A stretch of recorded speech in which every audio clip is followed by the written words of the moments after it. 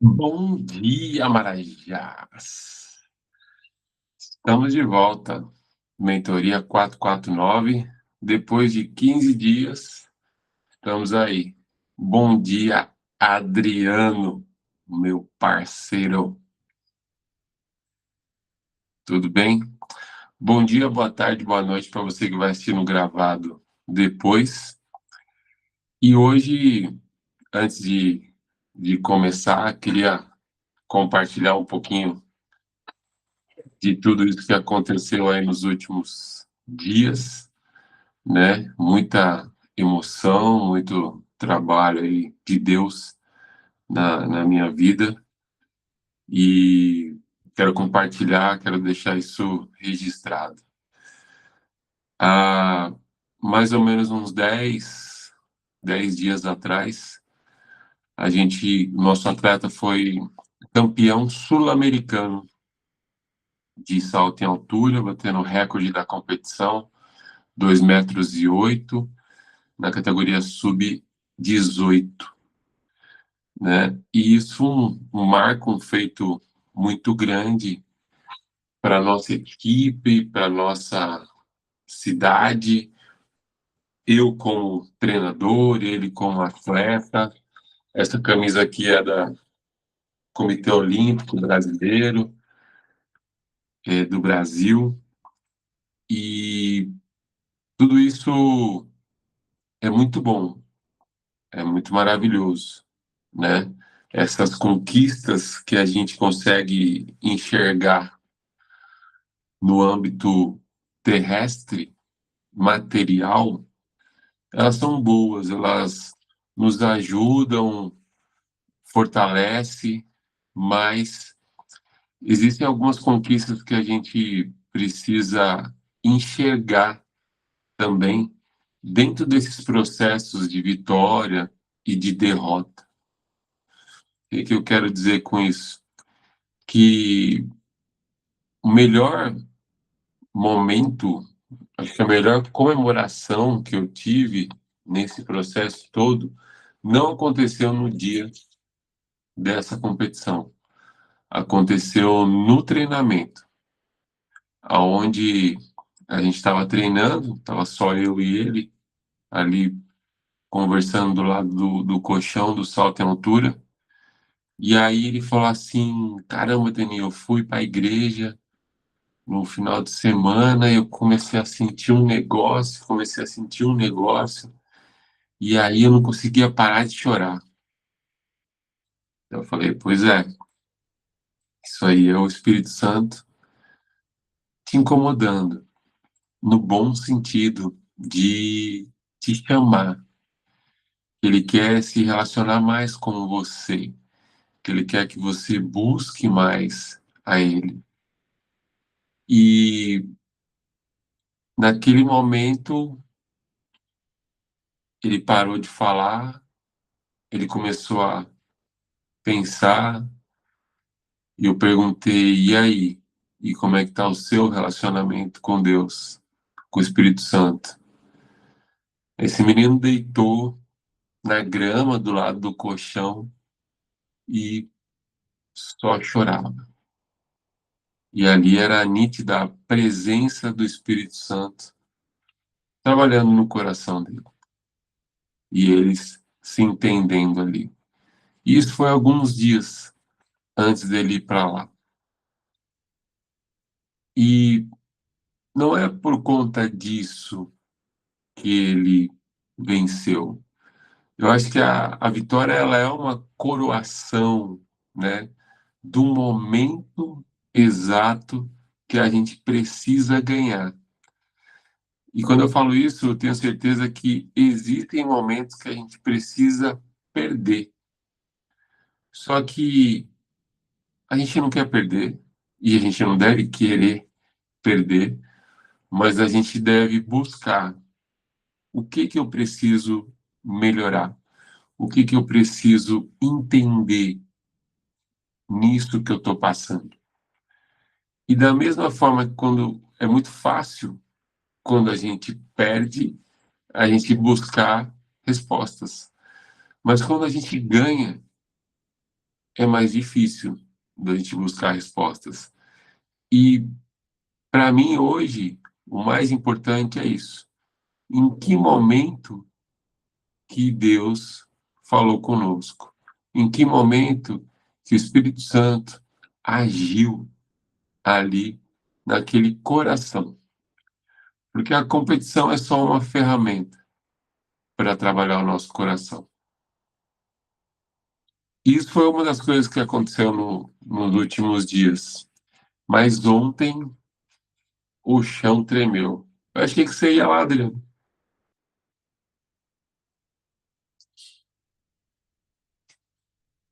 Mas ontem o chão tremeu. Ontem a gente fez parte da organização de um evento chamado Chama, uma imersão o dia inteiro na igreja, das 9 às 18, mas a gente chega às 8, sai às 7h30 de casa, acorda mais cedo, chega mais tarde, dorme mais tarde, então é o dia inteiro voltado para isso. O que foi esse evento? Esse evento foi uma oportunidade das pessoas terem mais tempo de se conectar com Deus, com o Espírito Santo.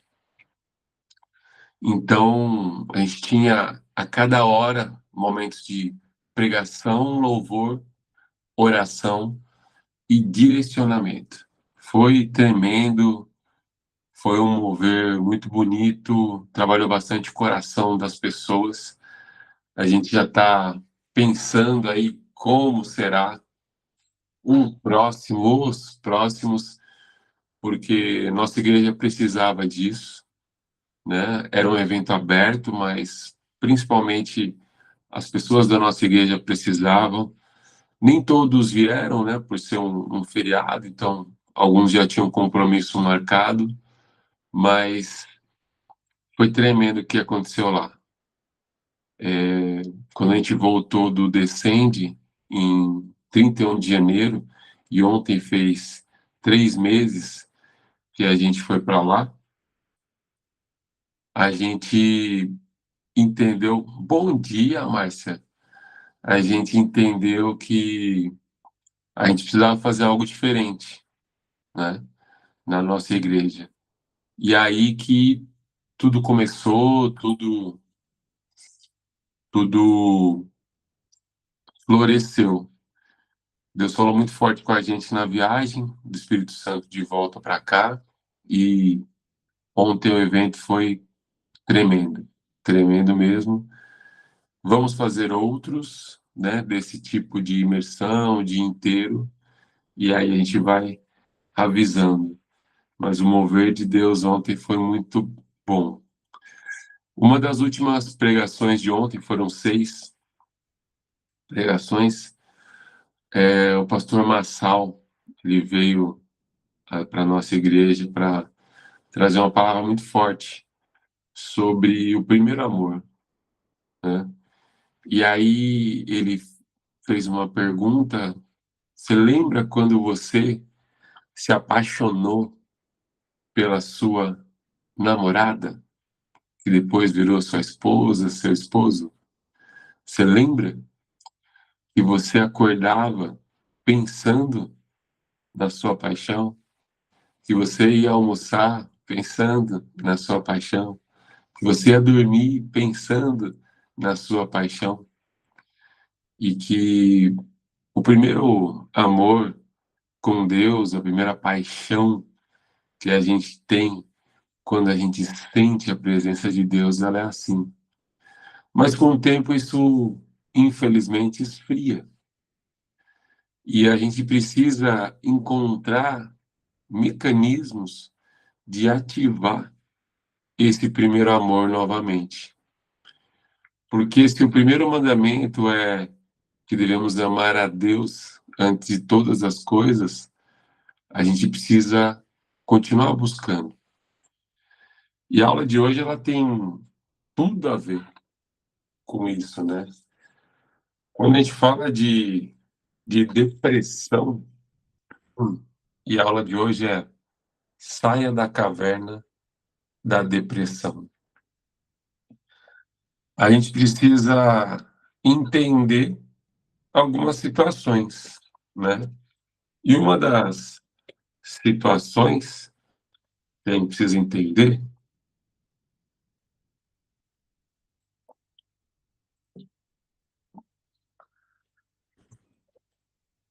é que depressão não é frescura.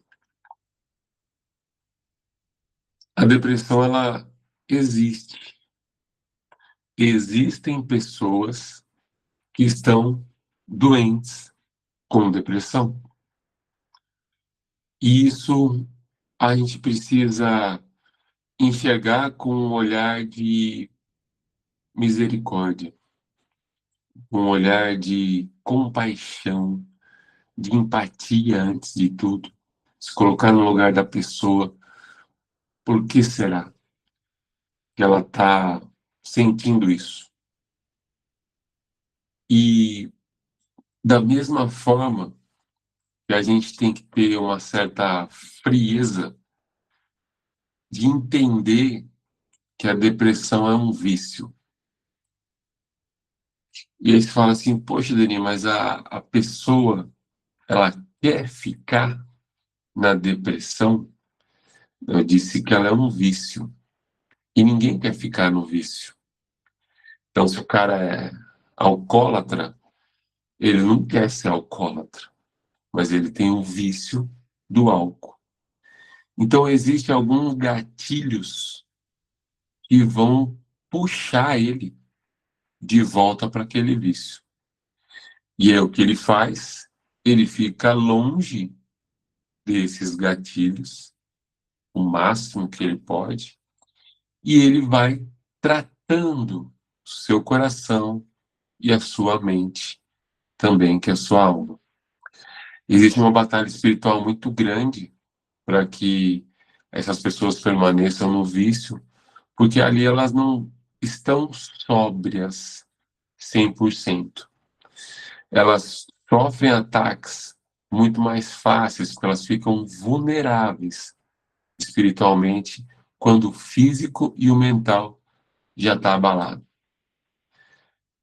Então, tanto a ansiedade, que é você estar amarrado no futuro, quanto a depressão, que é você estar amarrado em coisas do passado, elas são vícios que querem que a gente saia do tempo real, que é o presente. Então, a primeira coisa que eu quero que você escreva aí é 10, 20, 10, 70, opa, 10, 70, 20. 10, 70, 20 significa passado, presente e futuro. 10% da sua vida é passado. Mas eu preciso me lembrar, precisa. Você precisa lembrar quem você era, você precisa lembrar as besteiras que você fez, você precisa lembrar tudo de bom que você já construiu, para você continuar. Você tem até hoje. E quando a pessoa está viciada lá atrás, onde ela era para ela colocar só 10%, o que acontece? Ela está colocando 50%, 60% no passado, na depressão, naquilo que já passou, naquele buraco que é uma depressão. Você estava numa viagem, você passou numa depressão e continua caindo no buraco, caindo no buraco, caindo no buraco, sendo que já passou. Dani, mas é muito simples, é só eu abandonar. Então, a primeira ferramenta que eu quero trazer é dentro do acróstico de Elias, que Elias passou por uma depressão, e depois é importante você ler a história de Elias, é sobre a exaustão reconhecida. reconhecida. Então, eu preciso reconhecer que algo me causa exaustão, que algo suga a minha energia. E eu preciso descobrir, desvendar, clarificar o que é isso. E ali, quando você começa a investigar, você vai ter grande chance de cair novamente naquela tristeza profunda. Só que eu preciso limpar aquilo ali. Deni, mas na depressão, então, é só fazer isso? Não. Existem níveis de depressão que precisam ser tratados com remédio, porque eles chegaram num nível que atingiu o cognitivo da pessoa. E essa pessoa não está conseguindo produzir substâncias significativas para tirar ela dessa situação. Então, ela precisa introduzir um remédio, uma substância que vai estimular a liberar ali outras substâncias que vão dar uma sensação de amor, de prazer, de tranquilidade, de paz. Então, em alguns casos, é necessário. E por isso a gente tem que se alertar e enxergar que depressão não é frescura. Porque em alguns casos passaram do nível mental e entraram no nível físico. E essas pessoas precisam ser trabalhadas também fisicamente.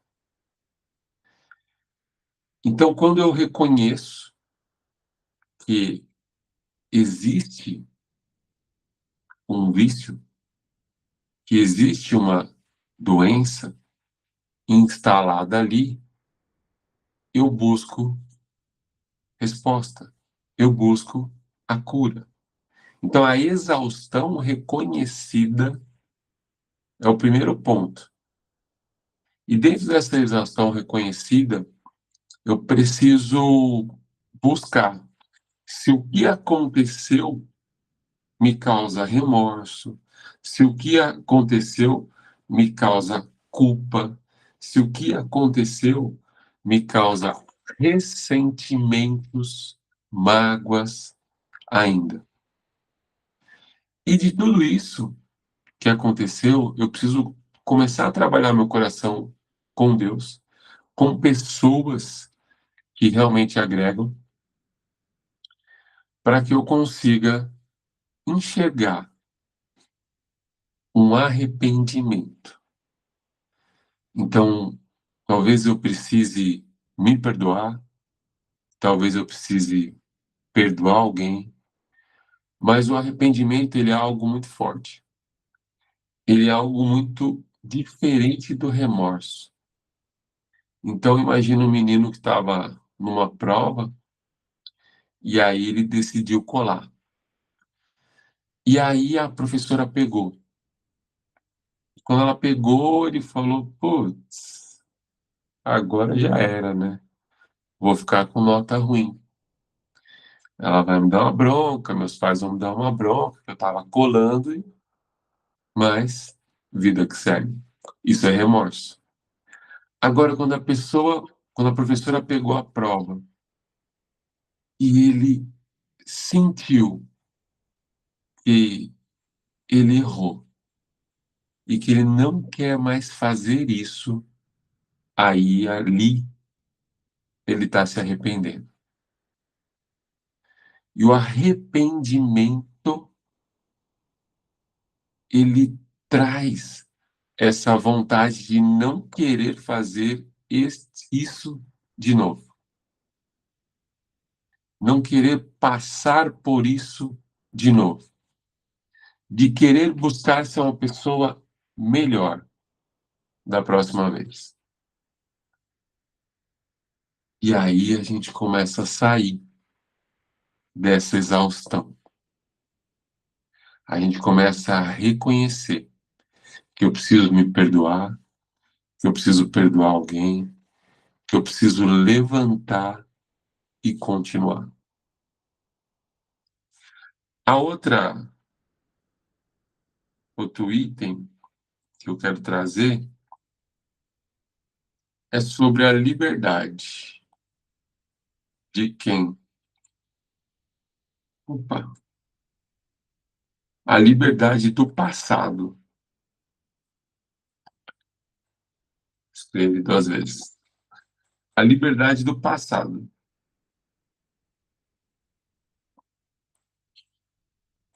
Acabei de falar que é 10, 70, 20.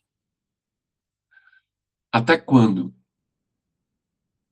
você vai ficar preso no passado? Até quando aquela ofensa, aquele abuso, aquele acidente, aquele luto, aquele transtorno, aquele problema você vai carregar? Está na hora de soltar essa bagagem. Sabe, você talvez continue ainda cansado, exausto, porque você não quer soltar essa bagagem.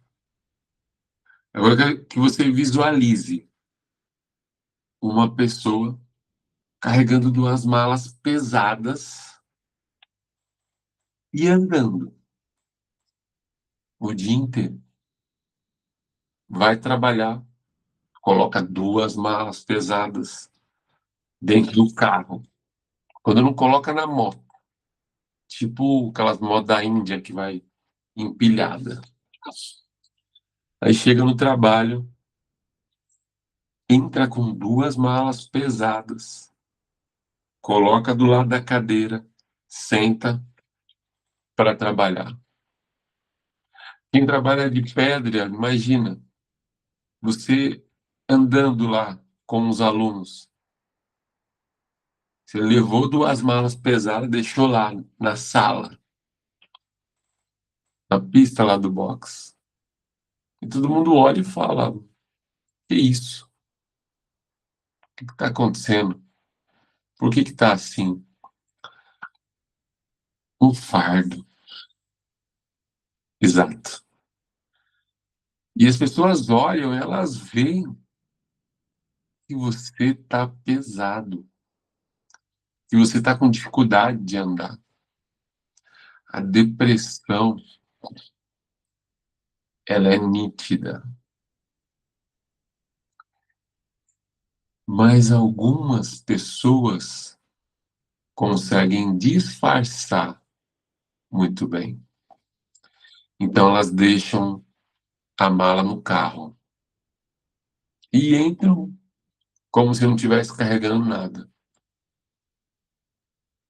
Elas conseguem ter esse tempo, mas quando elas voltam, elas carregam a mesma mala. Isso é perigoso. A gente precisa se libertar dessas malas, se libertar do passado para viver o presente. Infelizmente, eu tive na minha família um caso de suicídio. E era uma pessoa muito próxima, muito querida, um tio, onde ele não demonstrava que estava carregando toda essa mala. Pelo contrário, na nossa frente, ele estava sempre à disposição para ajudar, para aconselhar, para fazer o que fosse preciso.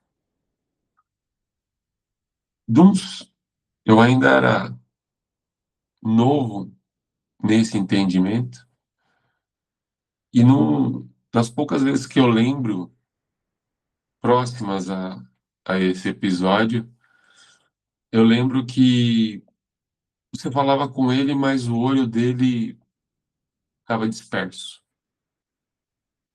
não estava ali.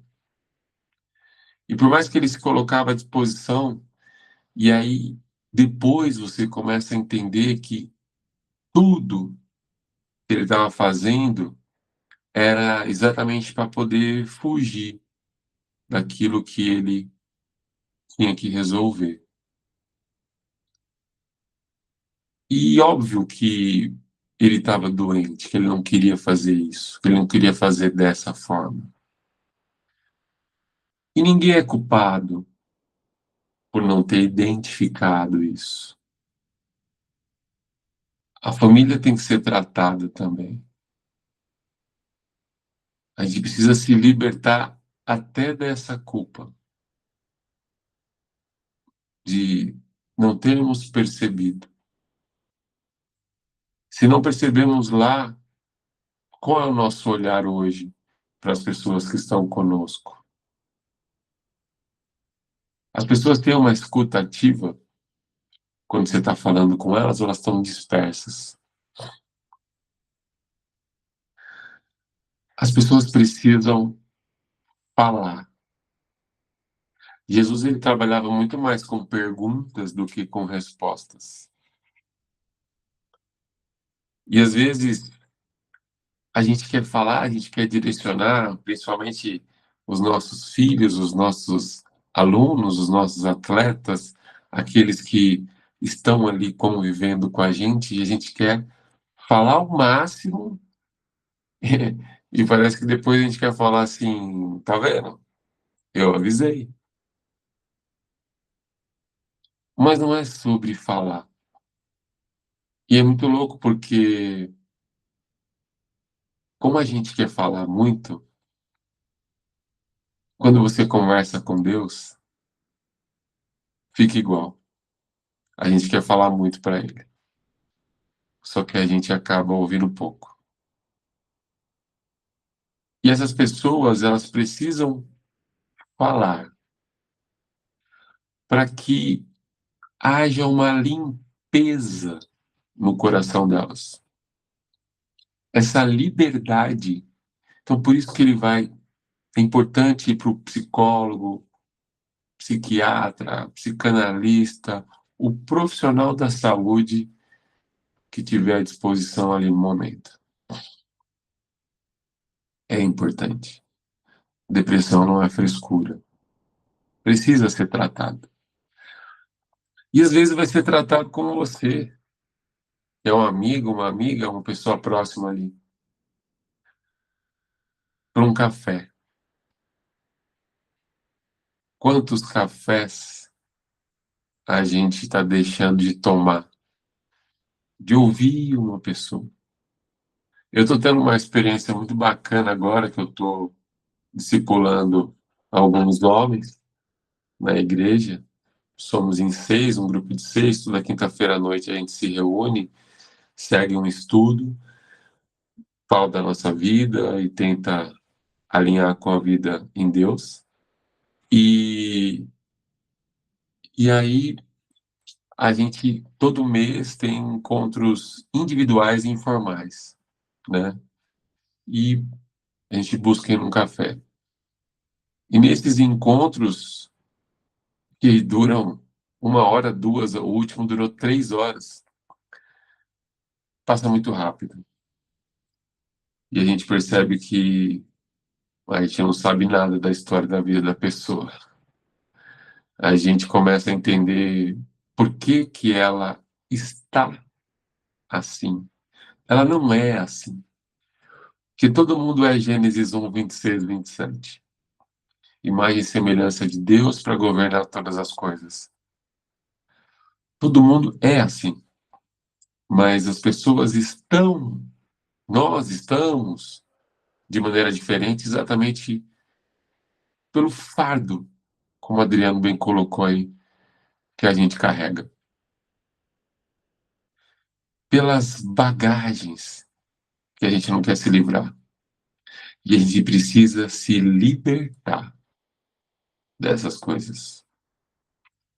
O outro ponto que eu quero trazer na questão da depressão é a importância do corpo.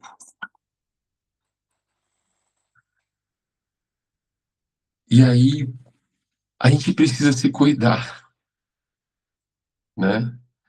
Ontem o evento terminou tarde, fui dormir tarde, mas uma paz transcende o meu sono. Isso já há 3 anos, graças a Deus, Deus me deu essa graça. Eu gosto de verbalizar, a gente está cansado quando morre, né? A gente descansa quando morre, aliás. Mas não estou nem um pouco cansado. Pelo contrário, estou bem feliz de estar aqui com vocês hoje, conversando sobre isso. Essa aula, ela fica gravada, depois ela sobe para o YouTube, depois de 3 a 4 semanas. E eu já vivi isso, sabe? Alguém te mandar uma mensagem, estava pesquisando sobre um assunto, comecei a assistir o seu vídeo e salvou minha vida. Uau! Eu falo, não, foi Deus. Foi Deus que viu que era importante você continuar aqui. E aí ele só usou o meu vídeo para você lembrar disso. Quando a gente fala de cuidado do corpo, da importância desse cuidado do corpo, a gente precisa lembrar de uma sensação de bem-estar, que eu chamo de SBE, que é um protocolo do COB, que a gente usa com os atletas para ver como que ele está. E nessa sensação de bem-estar, você consegue avaliar de uma maneira rápida e a pessoa fazer uma autoavaliação. Porque quanto pior estiver o corpo e a mente dela, mais fácil ela vai continuar nessa depressão. Então anota aí. Sono.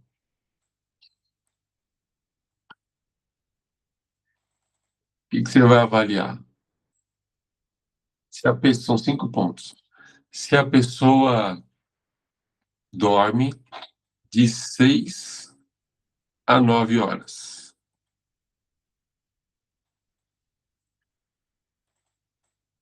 Esse é o mínimo. E para atletas, eu sempre aconselho que durma 9 horas. Esse sono, ele não tem interrupção, ele é direto. Esse sono, quando você vai dormir, tem alguma luz que ainda te atrapalha, esse lugar que você vai dormir, ele é mais frio do que quente. E aí a pessoa começa a avaliar e dá uma nota de 0 a 2 para o seu sono, de acordo com esses critérios. Aí nós vamos para hidratação.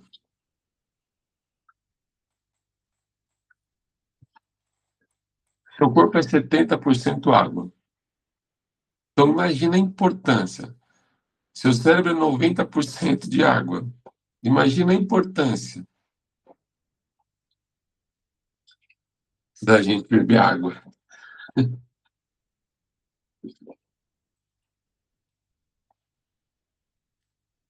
E a pergunta é: você bebeu de 4 a 6 litros de água ontem. Porque uma pessoa desidratada, ela não vai pensar direito. Anota isso aí. Uma pessoa desidratada não pensa direito. Como é que eu sei que ela está desidratada? Ela vai te falar a cor da urina dela. Quanto mais amarelada para o marrom estiver, mais desidratada ela está. Quanto mais amarelada para o transparente estiver, mais hidratada ela está. Exceto quando você está tomando muita vitamina B12, por alguma questão, aí sua urina vai estar bem amarelada. E imagina, no vaso já existe água, já tem um líquido ali.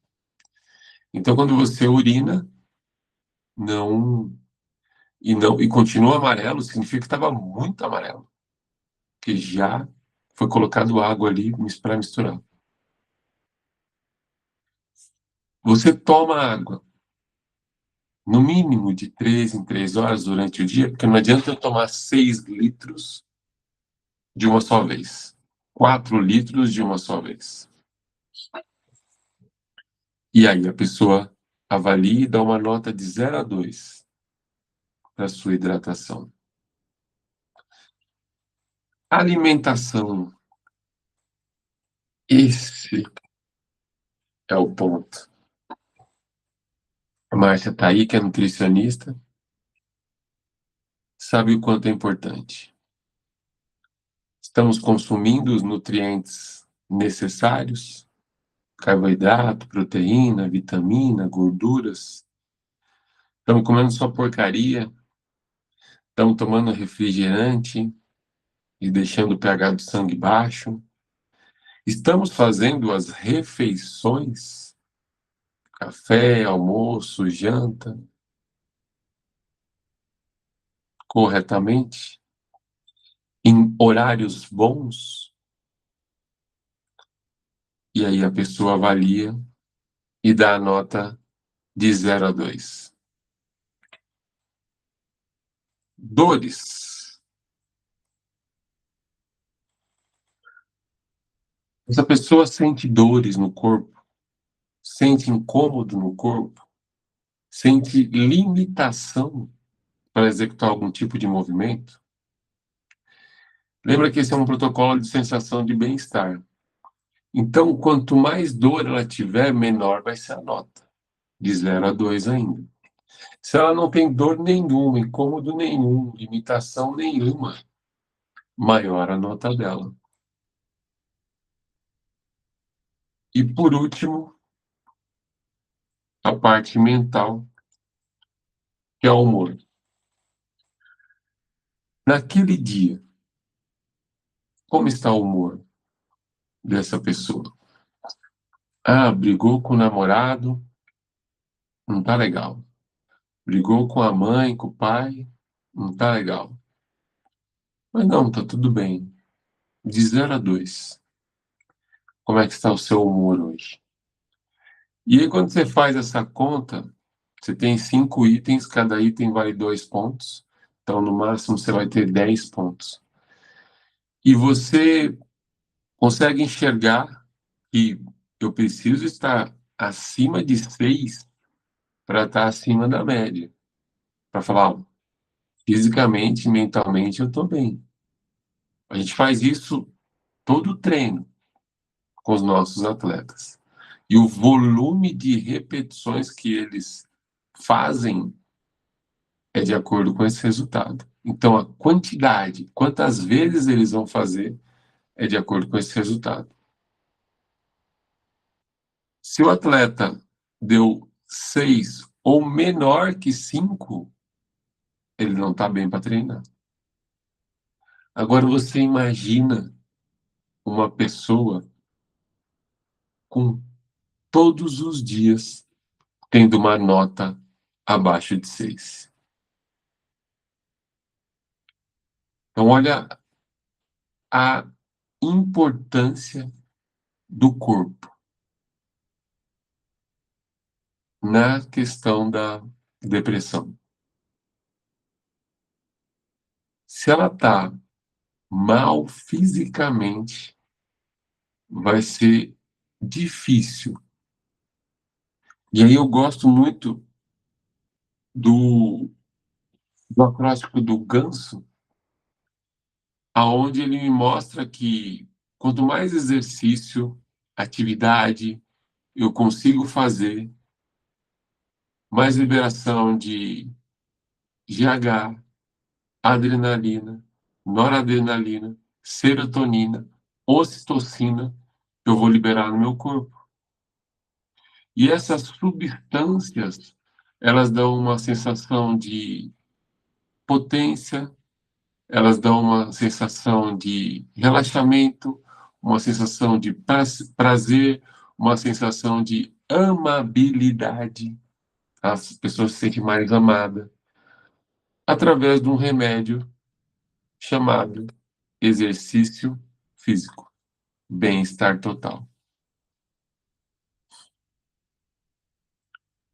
Pessoas que não praticam atividade não encontram esse benefício. Em uma caminhada, ele vai começar a resolver? Vai começar a resolver. Porque quando a pessoa está na depressão e ela busca uma solidão, uma tristeza profunda, ela fica sem ânimo para nada. Mas ela precisa entender isso. Outro ponto que eu quero trazer da depressão é a questão da ambiência.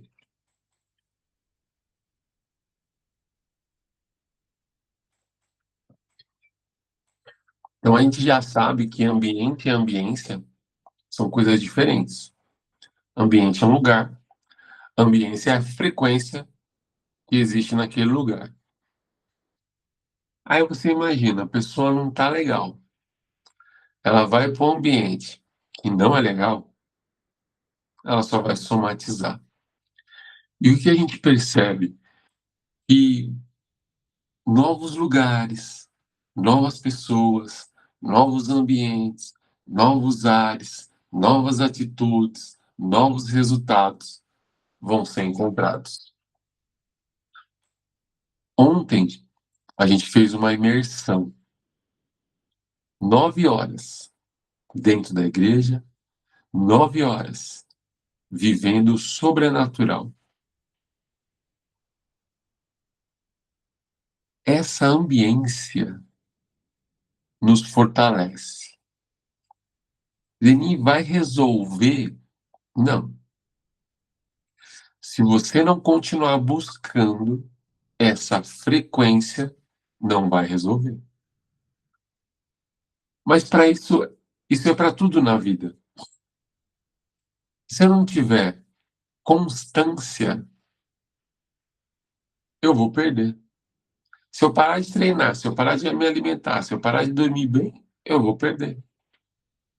Então eu preciso de constância quando eu encontro a ambiência. Eu preciso de padrão, eu preciso de regularidade, eu preciso de disciplina para sair da depressão. O inimigo ele age na bagunça, na confusão. O inimigo não age onde tem ordem, onde tem organização. Ele pisoteia quando ele vê um quarto bagunçado. Porque na confusão, na bagunça, ele quer fazer festa. Agora está tudo arrumadinho. Eu vou fazer o que ali? Deixa eu ir para outro canto. Quando eu pego essa frequência, quando eu entro nessa ambiência, quando existe uma atmosfera que te fortalece, você precisa pegar essa semente e plantar no seu coração e plantar nos seus ambientes. Só que se eu colocar uma semente e eu não cuidar, não vai vingar. Se eu colocar uma semente e eu não cultivar, não vai crescer.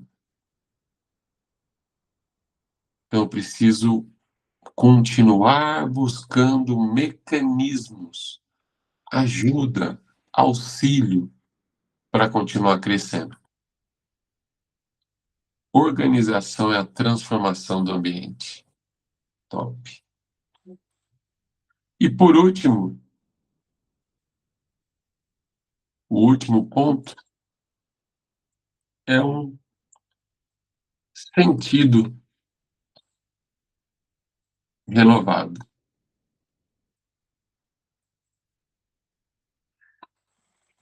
E o sentido renovado, ele vem exatamente de uma semente que Deus vai plantar no seu coração. Quando ele planta uma semente no seu coração, você começa a enxergar um caminho que você não enxergava antes. Mas para enxergar esse caminho, Deus vai usar pessoas, Deus vai usar lugares, Deus vai usar atividades que você precisa se dispor, se despir dessa máscara, desse orgulho para conseguir. Eu não posso querer mais do que você. As pessoas com depressão, às vezes elas não encontram força. O que a gente tem que fazer?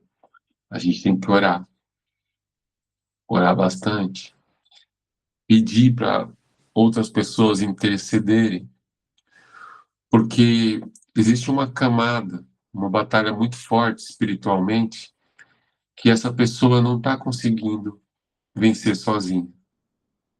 E ela precisa de ajuda. E quando essa batalha começa a ser vencida, ela ganha força para lutar por ela mesma. E aí ela tem um sentido renovado. Mas que existe uma pessoa que você conhece que está num nível de depressão que ela não enxerga, que ela é como um viciado em drogas ou em álcool, que não está conseguindo perceber que está naquela situação, para dar esse sentido renovado, para plantar essa semente no coração, a gente precisa interceder e deixar Deus trabalhar. Top demais!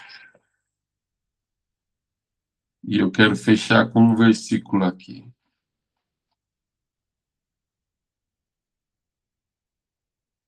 Deixa eu achar.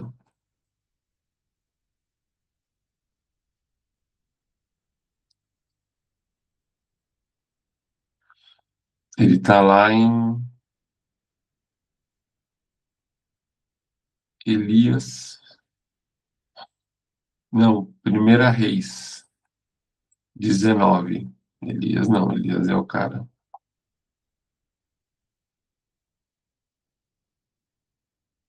Cadê você?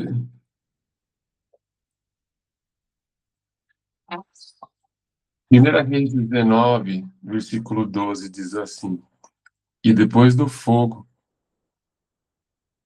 um ciclo tranquilo e suave. Para a gente chegar no ponto de uma boa aliança, a gente precisa chegar numa temperatura, num fogo muito grande, para que tudo se restaure, para que se concretize essa aliança. Então, essa pessoa, ela está sendo trabalhada. mas a gente pode ajudar ela a entender isso. E bom que vocês vieram. Se você puder, abra a sua câmera para tirar uma foto.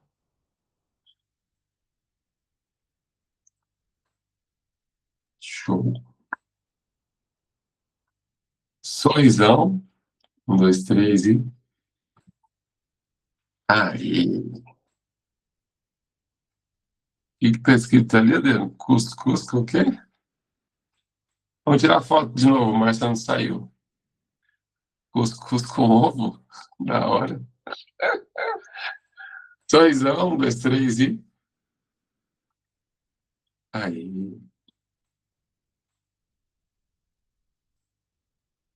Ah, não saiu de novo. Vamos de novo. Agora vai. Tá de brincadeira. Um, dois, três e. Foi. Agora foi. Feche os olhos, feche para cima, inspira fundo e solta. Mais uma vez.